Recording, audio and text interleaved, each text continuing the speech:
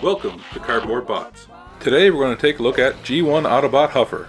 In this video, you'll hear me refer to him as both Huff and Huffer. I find it easier to call him Huff. I hope that doesn't bother anyone, but if you do get huffy about it, please let me know in the comments. I like to start my reviews in vehicle mode, so get to it, Huff. He turns into a little shunt truck. A shunt truck is a type of... Hey, get back here! As I was saying, a shunt truck is a type of truck or tractor used to move trailers around at a shipping yard. Huffer is either one of these or a transport truck with very chibi proportions. Hasbro first released him in 1984 as one of the Autobot mini vehicles. He had a few releases in the 80s. Shortly before this, he was released in Japan as part of a microchange line called Mini Car Robo. He features a distinctive M mark as part of his sculpted detail. There has been some speculation that this might refer to branding of an American toy line called Mysterians that didn't come to fruition. The only other Transformers to share this M mark are Gears and Brawn, which also appear to be part of the Mysterians brand by Knickerbocker. For more info about this aspect of Huffer's history, I suggest checking out the book The Toys That Time Forgot, or a really cool video that Chris McFeely made. Links are in the description. Regardless of Huffer's toy origins, there is one thing we can agree on. This toy is mini. Here's how he compares to some other small objects. Here he is next to a hacky sack, a whistle, a lock, and a quarter. Here he is next to some small GoBots, Spacey, and Crane Brain. Here he is next to DX9's Flipper, which is super small, and Magic Square's Architect, Siege Microbot Powertrain, Power the Prime's Legend-sized Outback, Deluxe-sized Combiner Wars Ironhide. Now here he is next to some official Huffers, Timeline's Huffer, Power Core Combiner Huffer, Beast Hunter Huffer, and Combiner Wars Huffer. There haven't been many official Huffers, but there have been a trailer load of third-party options. Here he is next to iGear Rager. He was very yellow when he came out, but they fixed that in a subsequent release. Here he is next to X-Transbot's Crank, Bad Cube's Huff 2.0, Magic Square's Strongman, Mechanic Studios' Engineer, and Final Victory's Reckless Combat. In the cartoon, Huffer helped Prime by pulling his trailer, which is the job of a shunt truck. Obviously, this Minibot toy couldn't do that with the original G1 trailer, as it would have been way too big. That's what she said. But I got a hunch it might work with Magic Square's Light of Freedom trailer. Roll out, Optimus Prime. So, what color is Huffer? To me, he's obviously orange, but other people I've talked to say he's yellow. At first, I thought they were deranged, but maybe they have a point. His color is very close to Grapple, and I've always considered Grapple to be yellow. Let's try a color comparison. Roll in, fellas. Okay, based on what I see here, Huffer looks to be a pale orange or a yellow orange. Or is that orange yellow? Color is a relative thing. How would you label him? Now hold that thought as we look at the official Huffers that have been released so far.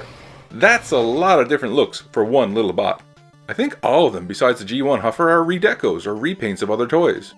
Well, at least they never turned him into a monkey. The camera and lights changed the color a little bit, but the Combiner Wars one appears to have the most saturated orange, to me anyway. The Beast Hunter one falls more clearly into the yellow category. Roll out, guys.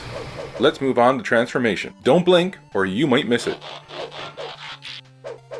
Okay, let's reverse that and watch it again. Pull out the arms and rotate them. Pull out the legs. Hinge the cab forward to reveal the face. What a simple bot! He must have been very cheap back in the day. I bet they sold a ton of them. He's very GoBot-like in his appearance and his engineering. Those arms were beautifully chromed at one point, and he can wave them around wonderfully.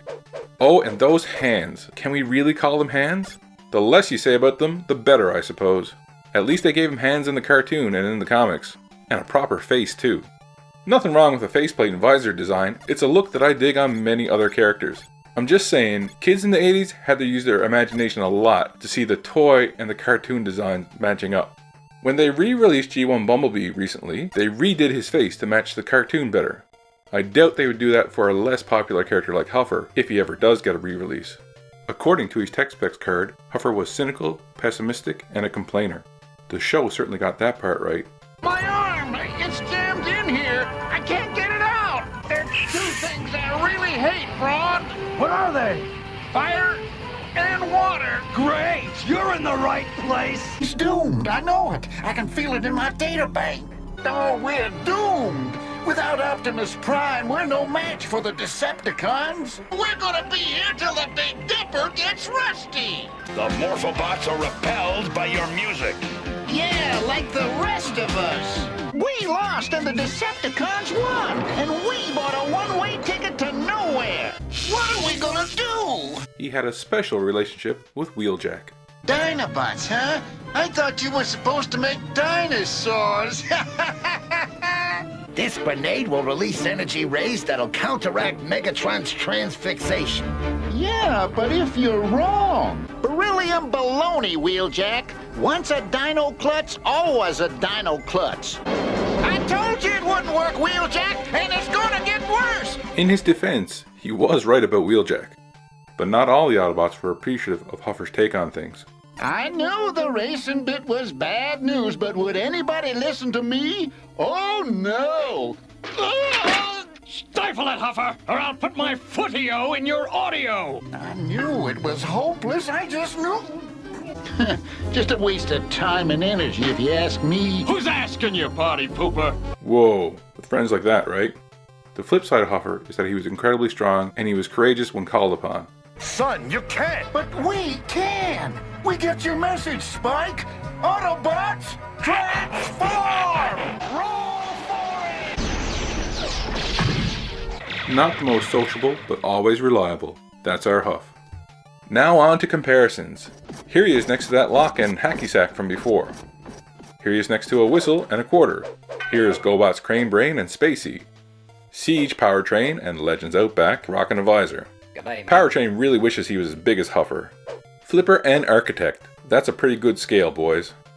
Timelines Huffer and Power Core Combiner Huffer, who is also rockin' a visor. Combiner Wars Huffer and Beast Hunter Huffer. Nice silver accents on the arms, guys. iGear nails the G1 homage and includes a face and hands. Here he is next to Light of Freedom and Combiner Wars Ironhide. Now that Ironhide gives me ideas. Here's Strongman and Engineer. Look at the amazing Legend scale and Legend size bots that you've inspired, Huffer. Here's Badcube Huff and X-Transbots Crank. These masterpiece style heavy hitters certainly put on a gun show with those silver and chrome arms. Mwah, fantastique. And finally, no pun intended, here is Final Victory, Reckless Combat. He's so big and confident, he's not afraid to show off some bare belly.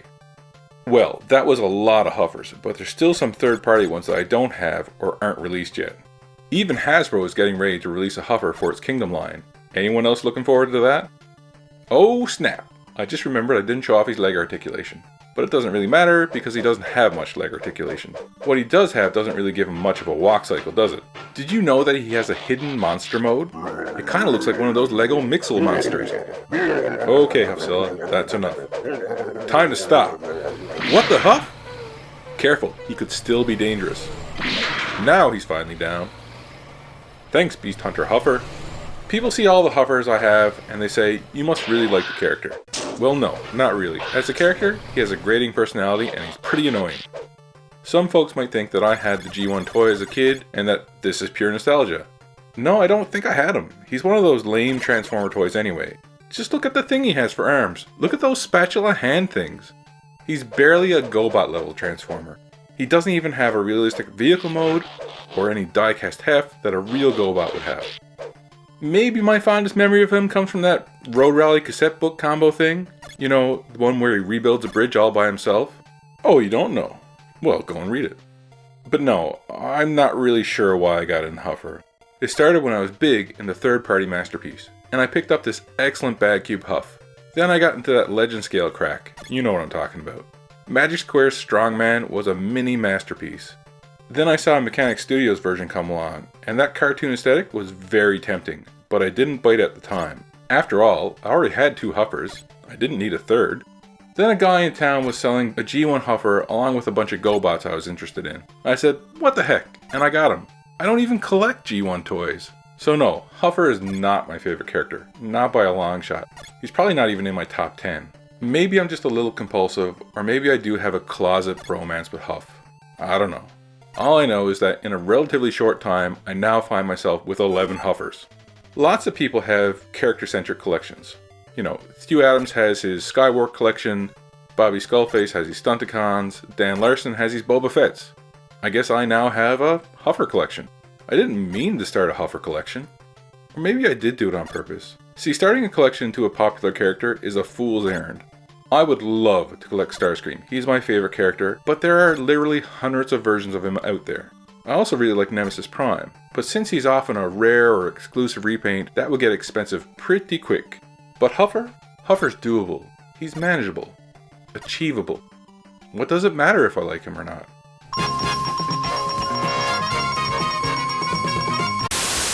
Thanks for watching Cardboard Bots. See you next time.